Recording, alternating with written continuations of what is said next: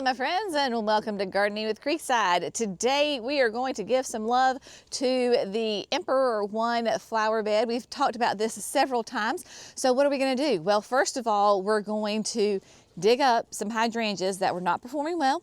We are going to replace them with a fantastic, beautiful set of pufferfish. That's right, the pufferfish hydrangea from Proven Winners. We're going to replace those. We're going to add in some gorgeous, bright, seasonal color with the Sunjoy Citrus Barberry. I am adding barberries to my garden. As you know, I have little rabbits, and these barberries will not be tasty for those rabbits. So we're going to add that for a beautiful splash of color through 3 seasons of the year. So give some love. We're going to put this bed to rest for the winter, because you know what, spring is just around the corner, and so we need to go ahead and get that done. So that is what we're going to do. I have got Sweet Thing with me. He's going to help me. Jackson's going to help too. He went to go get the bobcat to move some of the mulch closer to us. So it's a whole family affair, and of course Furball over here, Miss Vanna for the for the camera, is going to be here as well. So the area that we're working with is a relatively small area. Thank goodness. You know me, and I have big open spaces, so it's nice to have a small space. Basically, because this is the side of our driveway, right? So this is the back end. We have parking back here. So we have this little corner right here, and it goes all the way around. We call this the Emperor One because there is an Emperor One Japanese maple in here, and we're only working up to the rose arch. So that is the space that we are working in, and as you can tell, it needs some attention. It needs some love, and we are going to take care of that for sure. So first things first, let's talk about the hydrangeas that we're taking out. It might be easier to look at it this way. So I have 5, so there's 1, 2, and then there's 3 that go right down there. Those are the Limelight Prime hydrangeas, and I don't know what happened with these hydrangeas. They have been in the ground for this may be going into year 4, and they are gorgeous to begin with. But as soon as we get a bad summertime thunderstorm, you know, the heavy winds, the rain, all of that stuff, they just lay down. I do not know why, but they do. And it is frustrating because you've got these gorgeous hydrangeas that have just flopped over, and I'm done with it. This is high real estate right here. This is high visibility, and I need a hydrangea that is going to perform. I've actually thought about this for a long time. I was like, what do I put here? Like, what kind of hydrangea do I put? I'm going with pufferfish.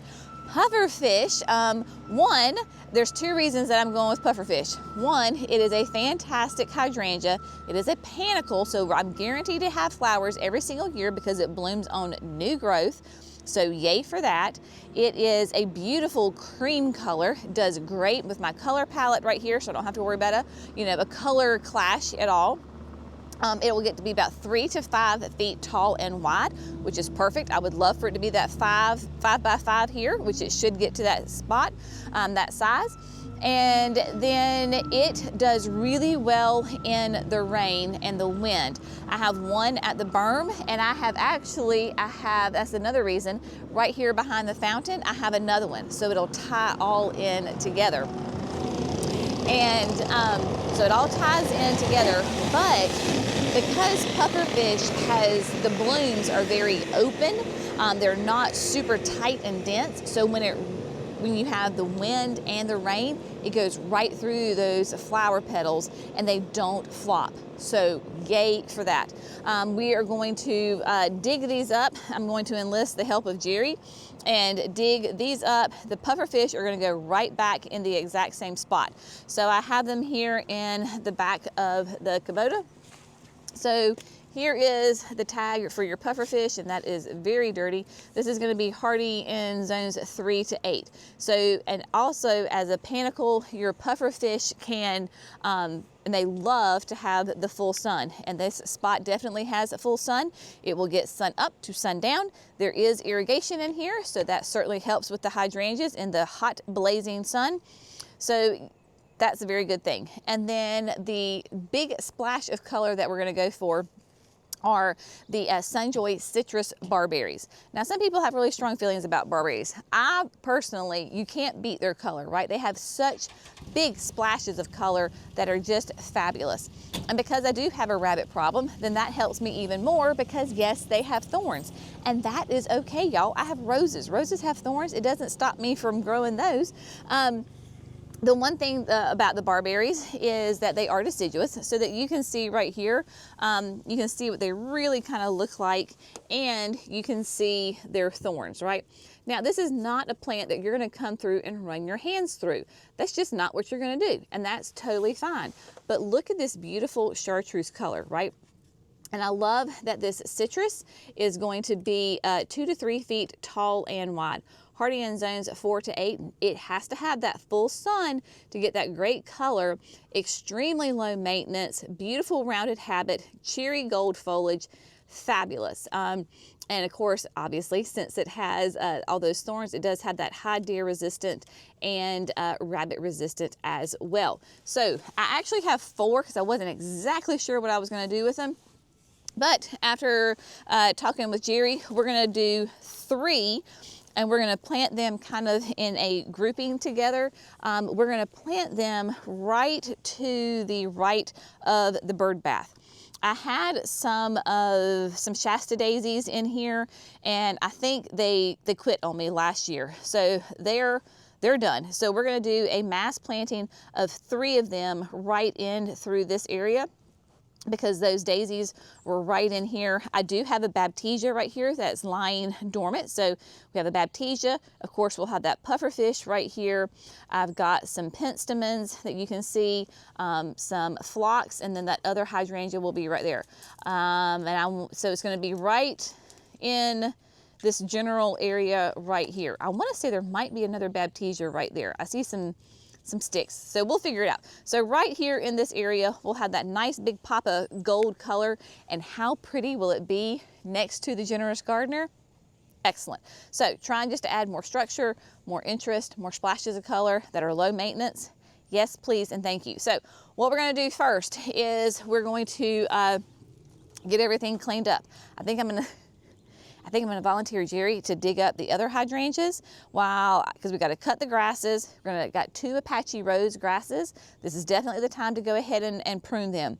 So basically you gather them up and you take the hedge trimmers or the clippers and you just saw them off. So we're going to do that, prune those, clean up any weeds, and then, so I love it here, but it's just a little crazy. We'll probably replant it if it doesn't fully come back, is the lemon coral sedum. So along the edge of the path, I have the lemon coral sedum that you can see is petering out. It'll technically be a perennial for us here in a zone 8A, but you can see it just looks rough. And so get all that cleaned up, and then between it is dianthus. The dianthus, of course, is going to stay, but we just need to get everything cleaned up. We just need to show some love to this flower bed.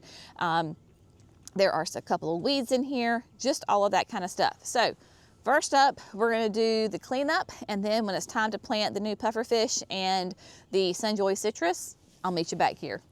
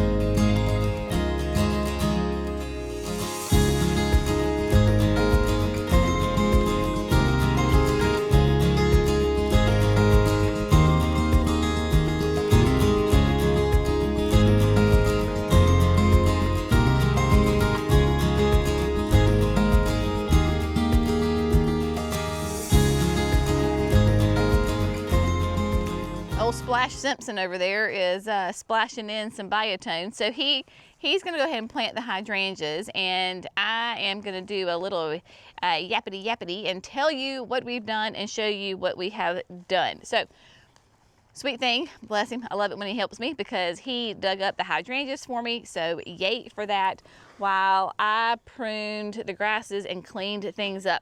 It's a great method when you're pruning your grasses, especially when they're large, if you can wrap them up, whether with a bungee cord, and Brenna's going for her pot.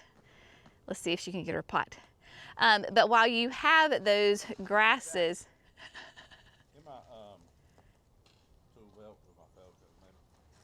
oh, there he goes. Sit. She says, Mama never makes me sit.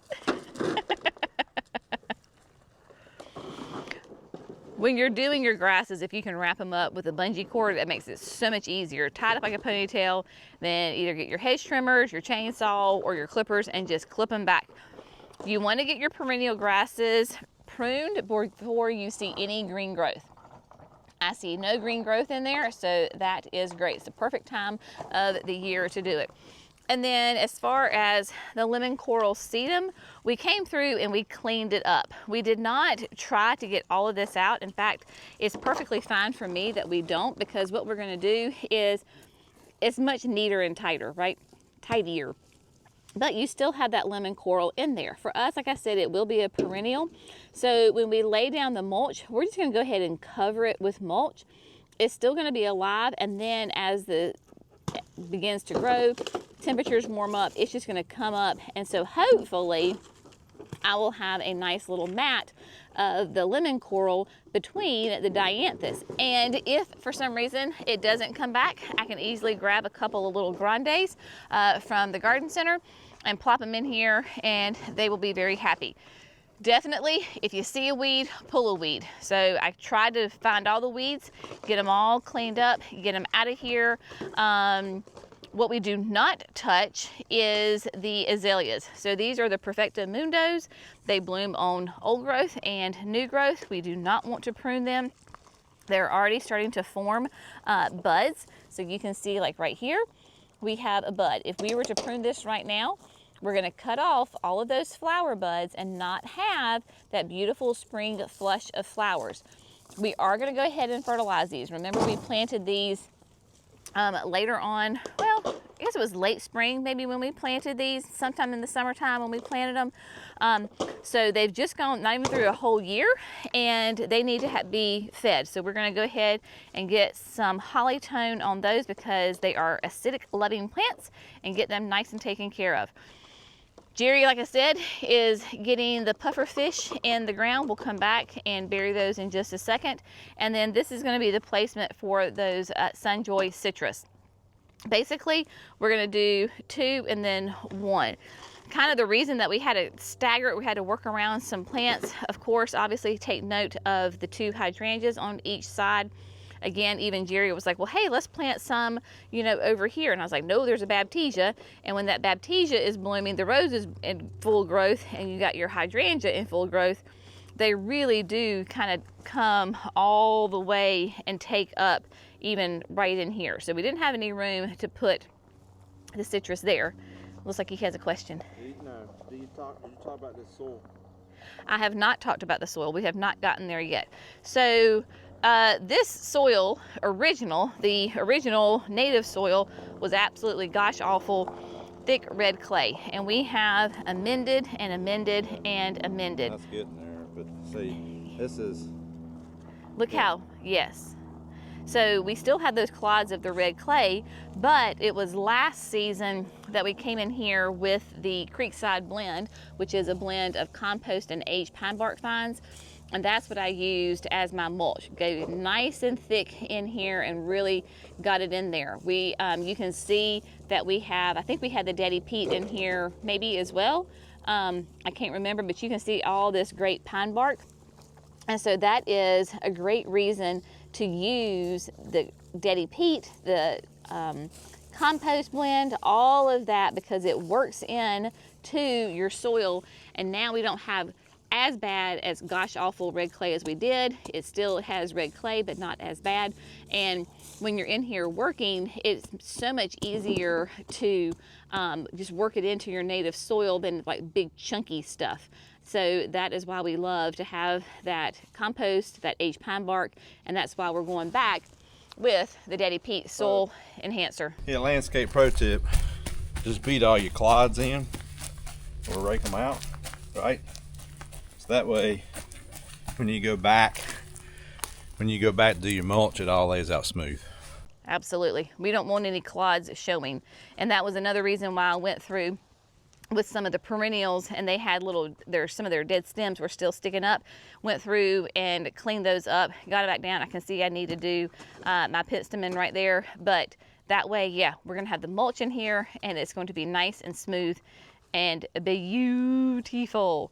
So what we will do with the Sunjoy citrus is obviously we didn't need to dig a hole for the hydrangeas because that's where the hydrangeas were, so our hole was already there.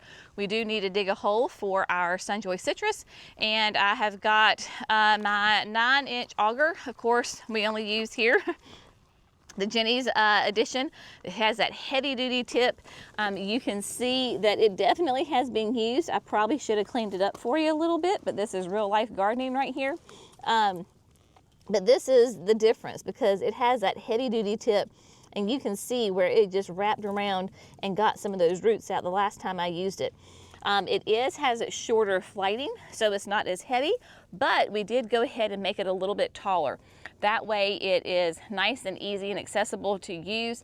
And then of course we only use this, it's the 60-volt DeWalt drill, and the key with this DeWalt drill is that, I know it's upside down, but it's the E-clutch. This is actually made from DeWalt to be like a cement mixer, so that E-clutch, when it hits strong resistance, it cuts off. That's what saves us with our red clay, the roots, the rocks, and all of that. So we get comments quite a bit about, well, that's the fastest way to end up in the emergency room.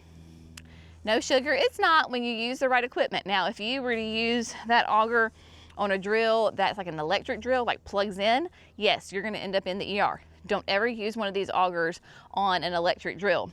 But when you have the right drill that has that E-clutch, it cuts off. I have used this auger, this particular auger, for years, well, since we designed it, and then the power planter augers, literally years. Never end up in the hospital. So you got to work smarter, not harder or dangerous, right? Yeah. So We worked that way before. do what? We worked that way before. Yes, we did work that way before with a shovel, and that was not fun. I And did shovel today. I don't know, I just kind of got in the mode of using the shovel, but I already had a hole. you already had a hole. Yeah. But we could have easily come back through. Yeah, Jerry said he was just in the mode. Sometimes you just like a little bit of physical labor, you know? And so he had the hole. I'm sure Greg would love to hear that, but he just was having fun digging that hole, so he just went for it. But I was just working on biceps today. yeah, this is exercise. But that shovel has a little bit of weight to it. Mm-hmm. So you're just like using that weight. It's just like the drill.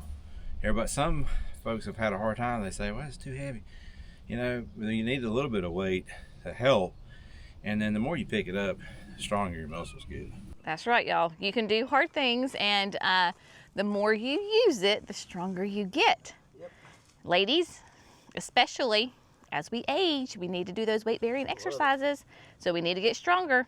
So yeah, you can do hard things, and you can lift heavy things. So I'm going to show you how easy it is to use this drill, because I'm going to pick it up, I'm going to go over there, I'm going to drill 3 holes for the Sunjoy citrus. The only thing that may prevent me from planting them exactly where I have them is that there's an irrigation line right there. So I may need to move that. It's the drip, so it makes it really easy. Jerry's having to maneuver his. You can see it. It's not a brown snake, I promise. It's just the drip tubing that is in here. So makes it easy to move it around wherever you need it. We'll have to adjust that just a wee bit because we can't have it sticking up like that. But he'll figure it out. It's got dirt underneath it. It does. Like I said, he'll figure it out. Because it had roots growing on the top of it. They go for the water. All right, let's get some barberries in the ground.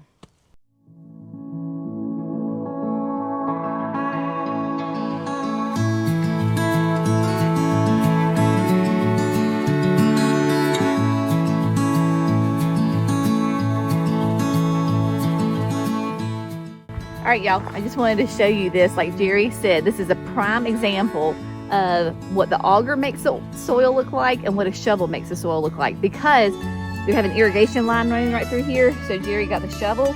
This is auger, right? Nice and fluffy, right?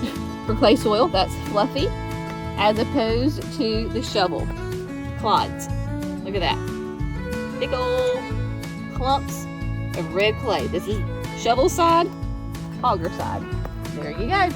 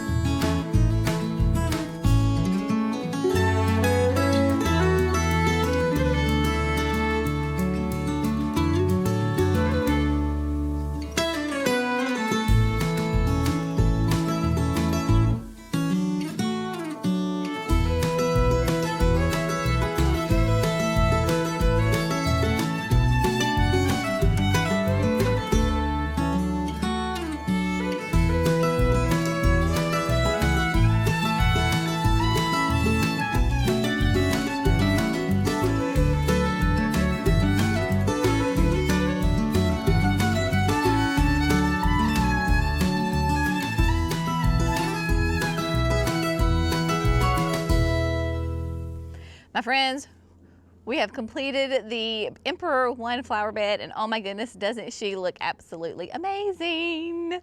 We are so excited to have this done. I am so excited to have this done, and yes, it looks great. So let's recap what we did since we last talked and give you a final look-see. Everybody got fertilized. So if you only buy one fertilizer, get a nice all-purpose, slow-release fertilizer like Plant Tone. Plant Tone will do everything from your flowers to your vegetables to your trees, your shrubs, perennials, you name it, it'll do it. If you want to get more specific, you absolutely can. So for example, the azaleas get Holly Tone.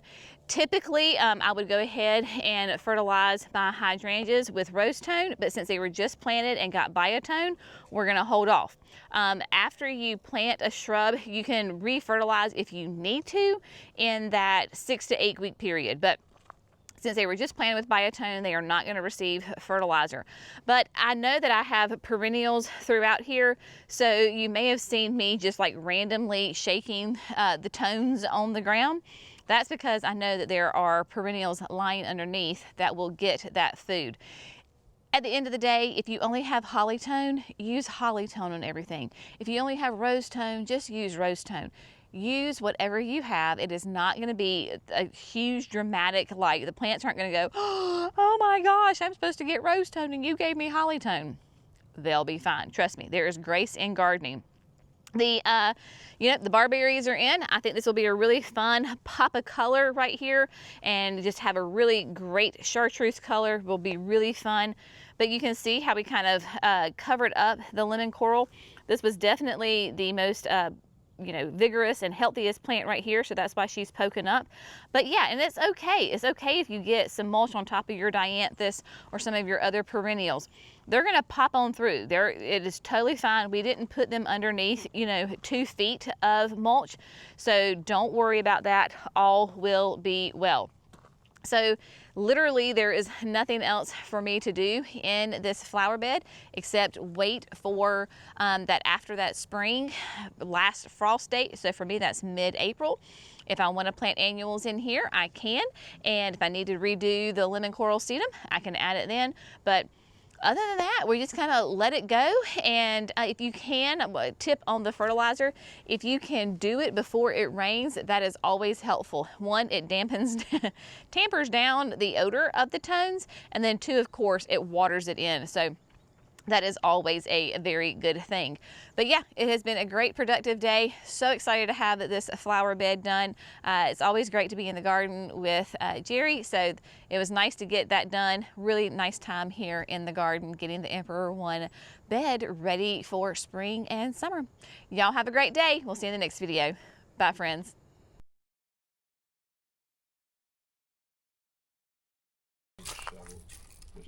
Your shovel's right there, and your biotone's down there too. Right, do we need biotone? Yes, we need biotone. Did you hear him just ask me that? He asked if we need biotone. Crazy man. Do what? You just asked me if we needed biotone. Well, I was just thinking because of all the beautiful. No, it is beautiful, but you still Soil. put the biotone in. Yes, we do. It's food for the roots. I'm just being silly. I gotta keep him in line, people.